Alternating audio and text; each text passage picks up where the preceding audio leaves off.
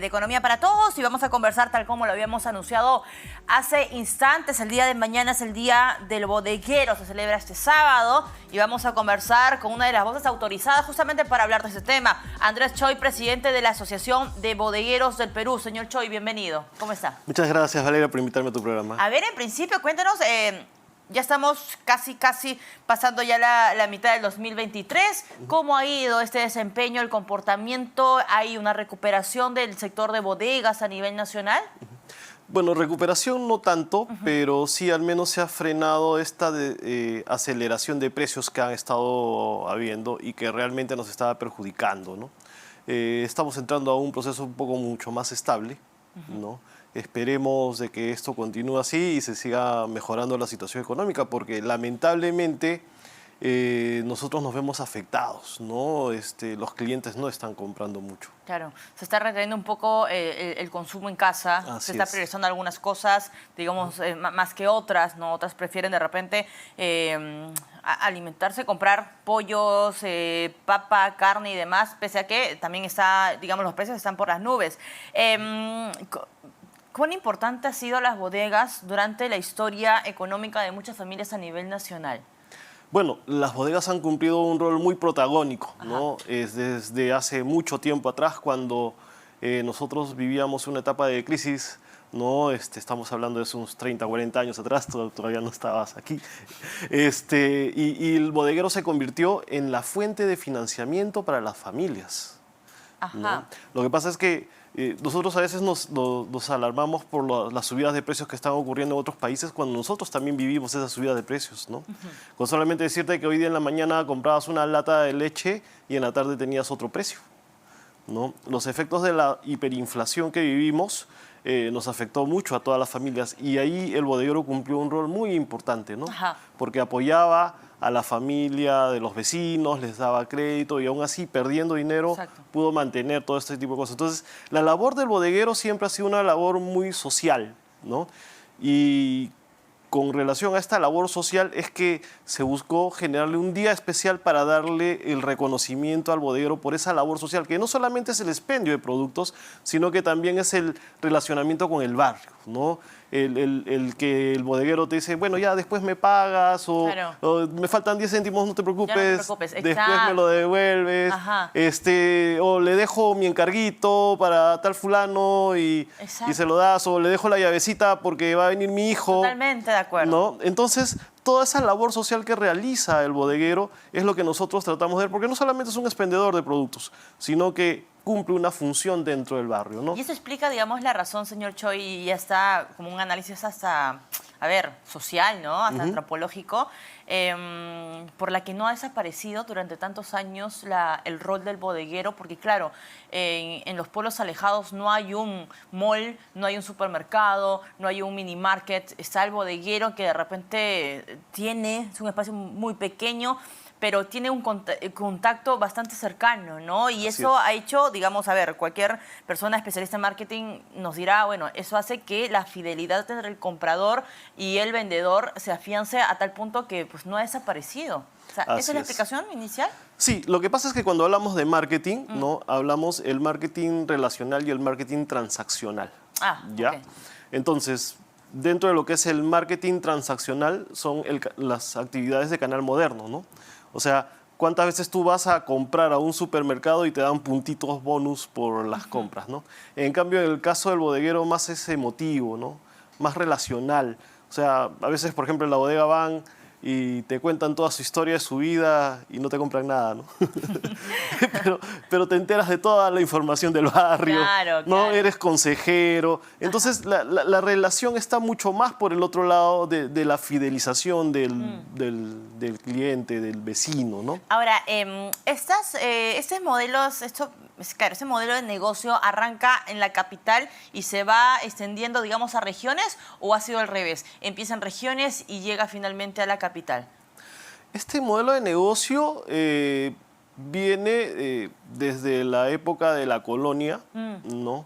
En donde se buscaban, eran los grandes almacenes, después se convirtieron en bodegas, después los chinos empezaron a asumir el negocio, por eso que muchos dicen el chino de la esquina, ¿no?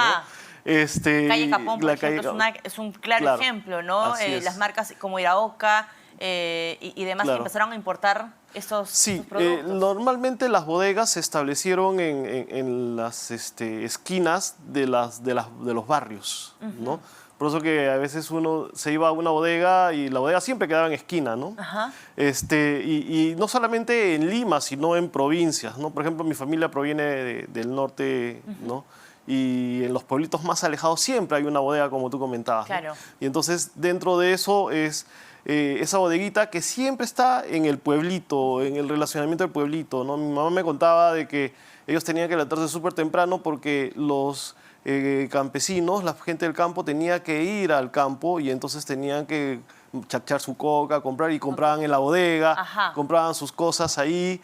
Entonces ellos tenían que abastecer porque era el centro de acopio del barrio, ¿no? Ajá. Entonces, desde esas épocas el relacionamiento de la población con la bodega se empezó a incrementar cada vez más por ese trato, por Y esa a tal unión. punto, señor Choi, que actualmente 2023, ¿cuántas bodegas tenemos a nivel nacional? Ahorita existen 535.000 bodegas aproximadamente, ¿no? ¿Y estas están registradas o de repente hay quizá algún margen de bodegas en otros puntos más alejados que no sabemos? Existen un margen en zonas alejadas, ¿no? En temas periferia dentro de las ciudades, pero también en los pueblitos más recónditos, ¿no? En donde sí no llega la información. INEI estuvo tratando de hacer un censo, yo ya creo que ya debe estar por terminar su censo, ¿no? Y al 60% de lo que ellos ya habían censado estaban más o menos en 300.000 bodegas.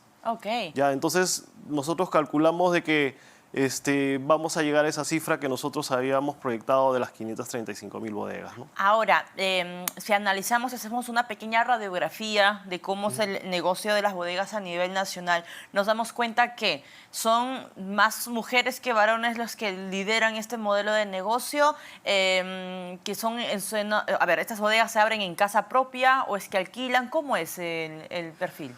Es un perfil mixto. Ajá. Ya, lo que sucede es que cuando hicimos un estudio, ¿no? Detectábamos quiénes eran los que conducían la bodega, ¿no? Y en ese proceso de conducción de la bodega encontramos que el 62.5% están las mujeres conduciendo la bodega. Pero realmente eso, como sabes, los estudios es una fotografía del momento en el cual tú te vas a investigar, ¿no?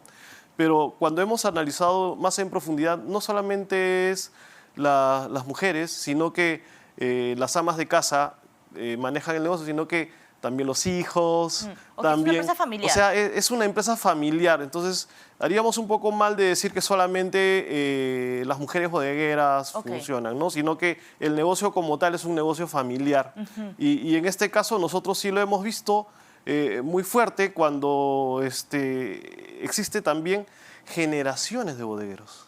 Ajá. ¿No? Por ejemplo, en mi caso, yo soy tercera generación de bodegas, porque la bodega la inició mi abuelo, se la dejó a mi abuela, estuvo mi mamá, y de ahí pasó a los hijos. Y qué interesante eso, porque eso también se ve, y yo he podido conversar con los agricultores, ¿no? Que tienen parcelas, hectáreas, es el abuelo, se lo da el papá al hijo, y luego llega un punto en que se quiebra y es, digamos, claro, hay un punto final, porque esta última persona empieza ya a educar a los hijos, los manda probablemente a la capital o fuera del país, y es un modelo muy interesante.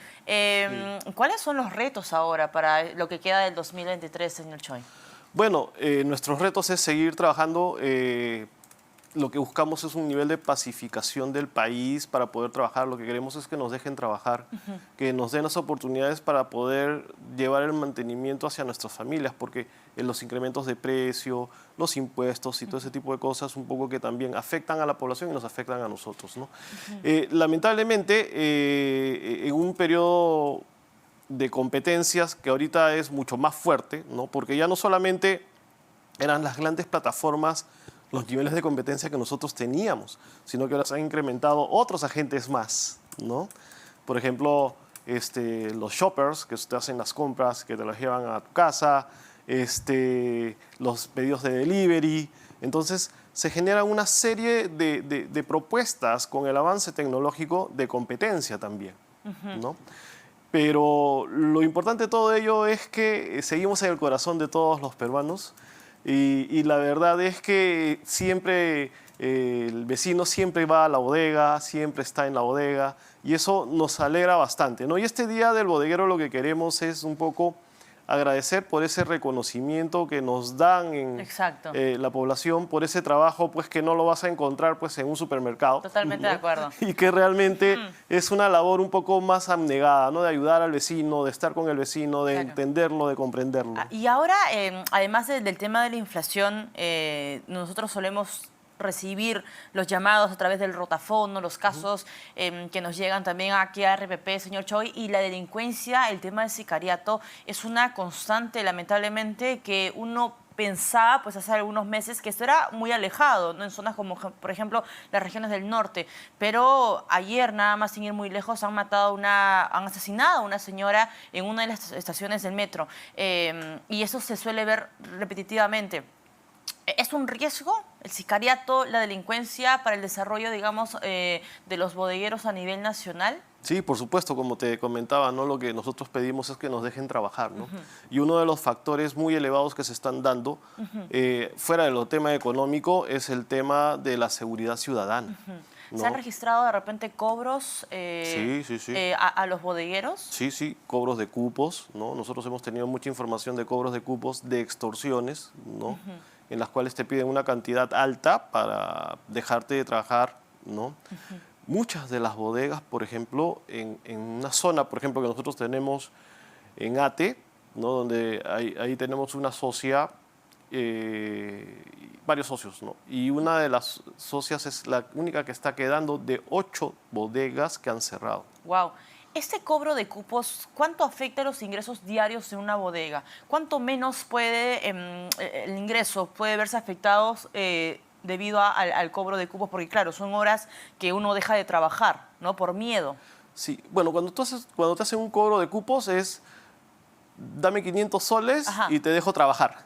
Ok. ¿No? Entonces es como que tú estás pagando una vigilancia, ¿no? Ok. Los policías le dicen chalequeo, ¿no? Y el otro tema son las extorsiones. ¿Ya? En el caso de las extorsiones es, mira Valeria, si no me das 5.000 soles, ya sé dónde estás, dónde vives y todo lo demás. Y entonces tú tienes un temor porque te dicen, ya sé dónde está tu mamá, ya sé qué hace tu papá. Porque además la naturaleza de las bodegas es una empresa familiar. Familiar, exactamente. Entonces tú dices, y ahora, bueno, no se van a meter conmigo, pero sí con mi familia. Eso. ¿No? Entonces, bueno, prefiero cerrar, porque yo he visto muchos casos de socios nuestros que han preferido cerrar, ¿no? ¿Y cuántos han cerrado justamente debido al cobro de cupos?